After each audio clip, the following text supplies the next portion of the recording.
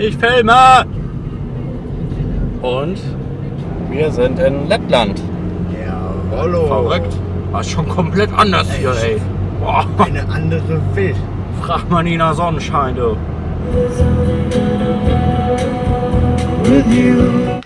Make me dream of you. Hast du jetzt gewartet, bis ich aufhöre? Nee, ich hatte es noch mitgefilmt. Achso. Wir sind jetzt hier erstmal angekommen in Lettland. Wir besorgen jetzt erstmal ein paar Bier. Lebensmittel. Ja, und dann gucken wir uns mal um in Lettland oder in so einer lettischen Stadt. Im Grunde genommen fahren wir ja nur durch. Ja. Und wenn wir was Interessantes sehen, halt mal Ja, an. genau, in der Stadt jetzt. Also unser Ziel ist jetzt erstmal die Küste lang zu fahren. Heute halben Weg nach Riga so ungefähr. Ja. Gucken, wie weit wir kommen. Ja, mal sehen. Das ist schlau, die Letten. Die packen das alles in einen Stamm und das können alle genau gleich gut sehen. Und das ist alles schön weit weg. Da bin ich großer Fan von. Das ist gar nicht mal so dumm. Warten wir mal auf grün, nicht? Ja, guck mal da. The horse is in the bag, horse like he's attached, and he's matted black, got the bushes black to match. Riding on a horse, you'll get with your horse. I've been Ey, wir sind gerade im Fahren, haben wir gerade eine super fette, goldbeschlagene orthodoxe Kirche gesehen. Und die müssen wir jetzt erstmal filmen. Das war so ein richtiges so ein Wow.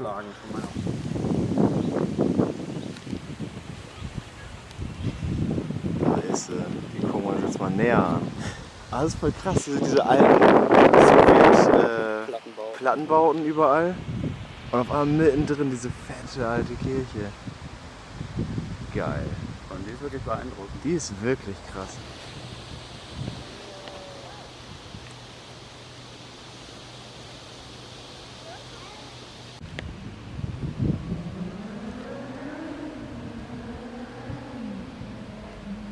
Hier stehen die Gottesdienstzeiten drauf.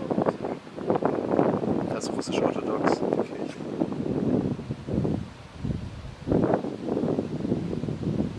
Wow, ey.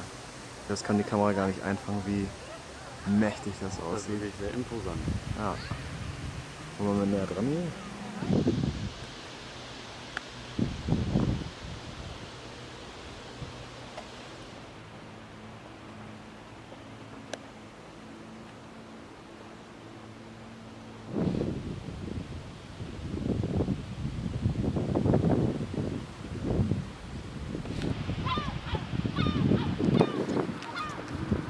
So, wir waren jetzt auch gerade noch mal drinne, die war offen, aber wir haben nicht gefilmt, weil das nicht erlaubt war und das respektieren wir natürlich. Aber es war echt interessant, das ist ein riesen Raum, alle Wände behangen mit Bildern, mit byzantinischen Ikonen und sonst was alles und Goldfiguren und sonst wie, aber gar nicht so prollig, wie man das denkt, sondern echt nur die Bilder. Und vorne stand eine Altarwand, so ein Triptychon ungefähr. Und ja, ansonsten war das war ein riesiger Raum und komplett still. Nur ein paar Omas da, die ein bisschen gebetet haben. Und wir. Und eine ziemlich dunkle, große Halle. Das war eine interessante Erfahrung. Ja, und das war jetzt so ein interessanter kleiner Anhalter zwischendurch. Einfach mal kurz was gesehen und angehalten, reingesprungen, wieder was gelernt, was gesehen, was man vorher noch nicht gesehen hat. Und jetzt geht's weiter. So, hier sieht man jetzt, wie, ich glaube, das vergleichbar ist mit einer Landstraße bei uns. Also die war gerade eben auch noch gut ausgebaut. Da war Teer und auf einmal hörte der Teer Aufschlag an, ohne Vorwarnung. Und auf einmal sah das hier so aus. Ich weiß nicht, ob man das so erkennt, aber das sind nur Steine. Ja. Und Bodenwälder bleu. Das wenn man über... weiß ich nicht. Aber schön. Ja.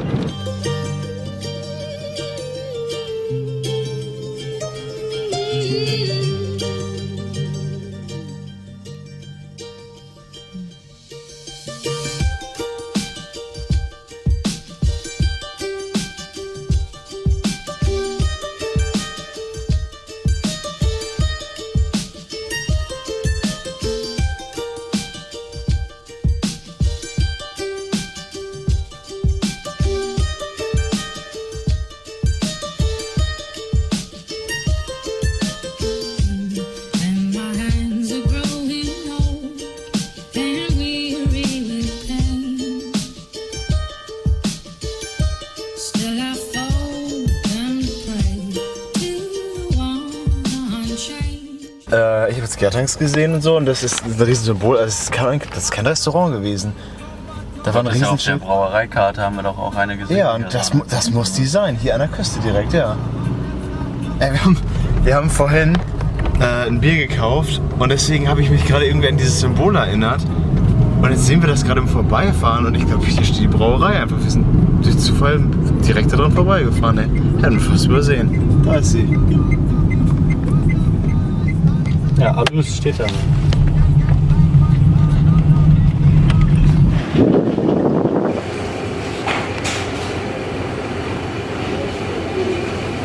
Wir waren jetzt kurz bei der Brauerei drin.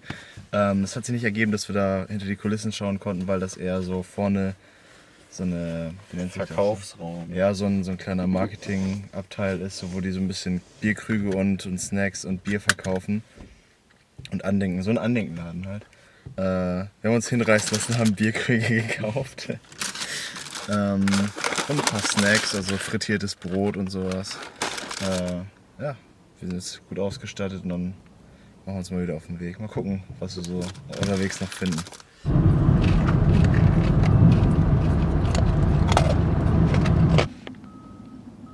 Für 1,15 getankt.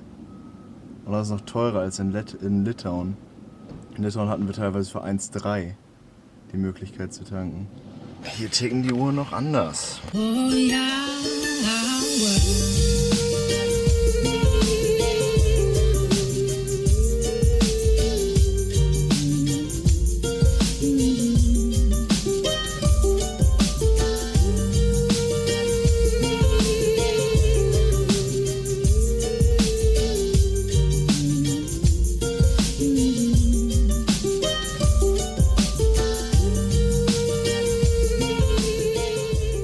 Wie weit sind wir denn vom Strand entfernt, dass hier eine riesen Düne ist? Wir sind noch voll weit weg. Ist einfach mitten im Wald eine riesen Düne.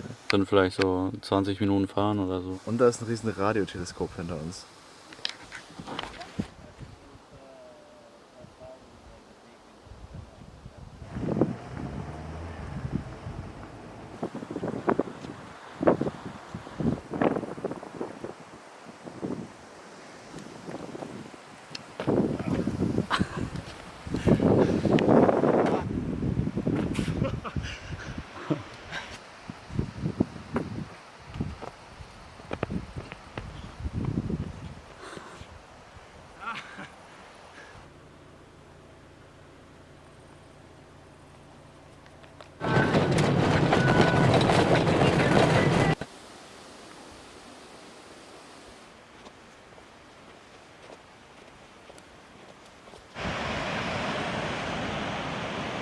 Wie das Land, so das hier. Friesisch herb.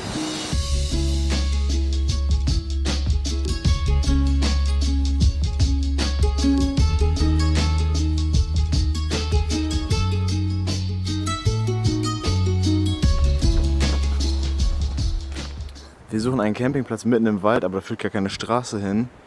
Jetzt sind wir hier auf unserem Sandweg mitten im Nirgendwo seit ein paar Kilometern und gucken mal, ob man da irgendwie zu diesem, ob da überhaupt ein Campingplatz ist. Und wenn ja, dann gucken wir mal, wie wir da hinkommen.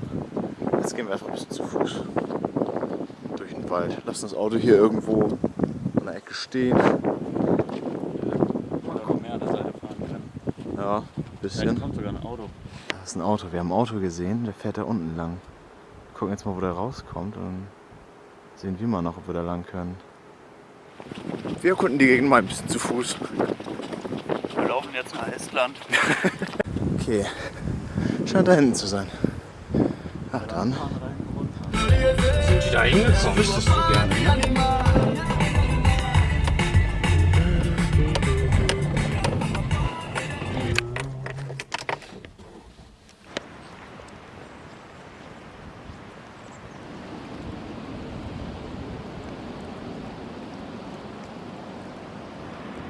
Der Fluss läuft hier lang, der kommt aus dem Landesinneren, läuft hier lang, dann ist hier so eine riesen Halbinsel, ewig weit. Und dann kommt der da hinten ins Meer, da mündet der. Oh, ich riech das schon.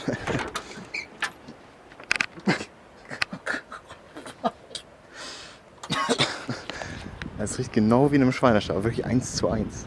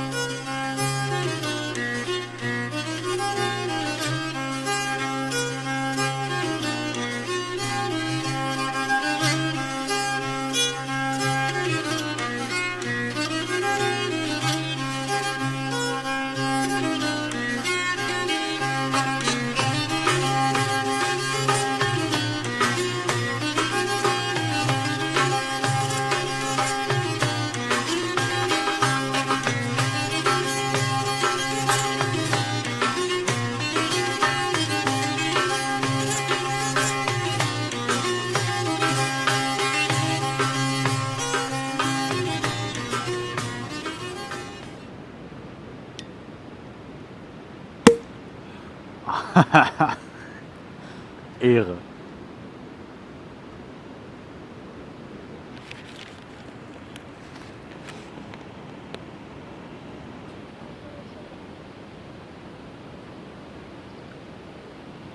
Kriegst gleich eine Bombe. So, er stellt seinen Napf erstmal auf den Boden, unter den Tisch, da wo er hingehört.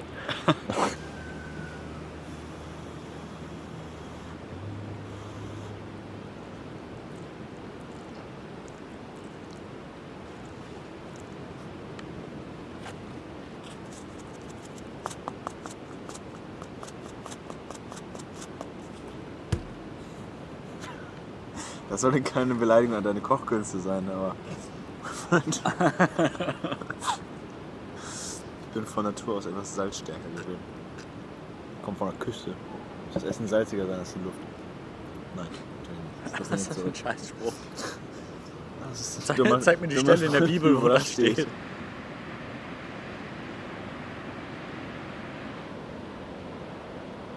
Oh, das sieht schon geil aus.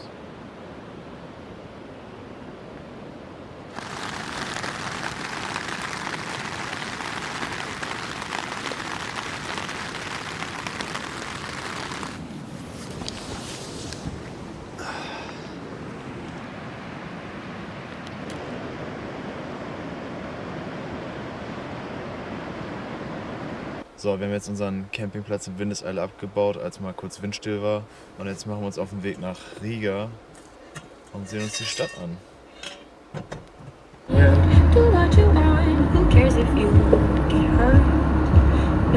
Guck dich das an, doch! Wir sind da! Was ist das denn? Wie sieht das denn hier aus?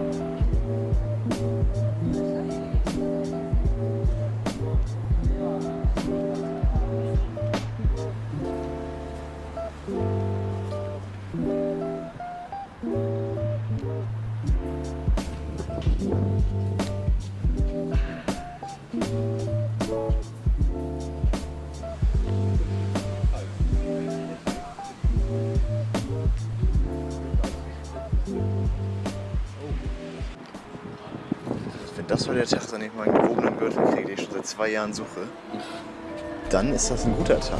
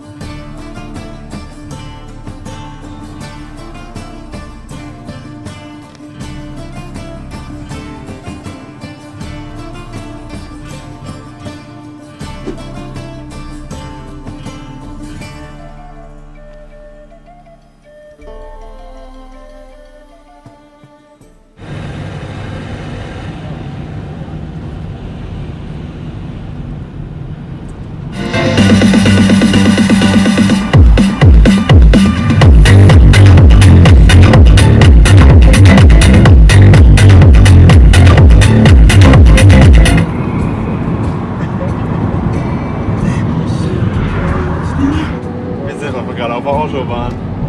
Und das ist nicht der erste, das ist der zweite Radfahrer, den wir hier auf der Autobahn sehen. Das scheint um Riga rum so ein Volkssport zu sein. Volkssport? So, schön auf der Autobahn zu radeln, während einer mit 100 an den vorbeiziehen oder so. Ist doch ganz entspannt. Ja. Die sind ja einfach ein bisschen lockerer drauf, die Leute. Interessiert die einfach nicht. Ja. Ja. Und jetzt geht's wieder auf die Suche nach dem Campingplatz. Man sieht sich. So, wir haben jetzt hier unseren Campingplatz für heute Nacht gefunden. Ziemlich weit im Norden, im Gauja Nationalpark. Ist ganz nett hier. Wow. So, und hier kleiner Tipp vom Pro. Ölstand kontrollieren. Kann nie schaden, ne?